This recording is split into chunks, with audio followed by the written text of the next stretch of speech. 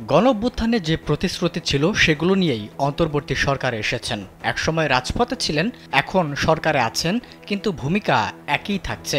German ভিত্তিক সংবাদ মাধ্যম ডয়েচে ভেলের সঙ্গে এক সাক্ষাৎকারে এসব কথা বলেছেন অন্তর্বর্তী সরকারের তথ্য ও সম্প্রচার উপদেষ্টা নাহিদ ইসলাম। তিনি বলেন, আমরা এই ফ্যাসিস্ট কাঠামোকে বিলুপ্ত করে একটি নতুন বাংলাদেশ গড়তে চাই, যেখানে সামাজিক ন্যায় বিচার ও গণতন্ত্র নিশ্চিত থাকবে। আমরা সরকারের থেকে সেই কাজটিই করছি। হয়তো আমাদের পদ্ধতিটা আলাদা, কিন্তু আমাদের ভূমিকা এবং লক্ষ্য উদ্দেশ্য একই আছে। নিজের রাজনৈতিক অবস্থান নিয়ে নাহিদ বলেন, ব্যক্তিগতভাবে রাজনীতি করার ইচ্ছা ছিল, কিন্তু গণঅভ্যুত্থানের কারণে জনগণের প্রতিনিধি হিসেবে আজকে সরকারে আছেন। এখন রাজনীতির বিষয়টি জনগণের উপরই ছেড়ে দিয়েছেন বলে জানান। স্যান্ডেলিনা সো, রূপচর্চায় আভিজাত্য। যদি জনগণ প্রত্যাশা করেন বা তার সে ধরনের ভূমিকা রাখার সুযোগ থাকে, সেটা ভবিষ্যতে দেখবেন বলেও জানান তিনি।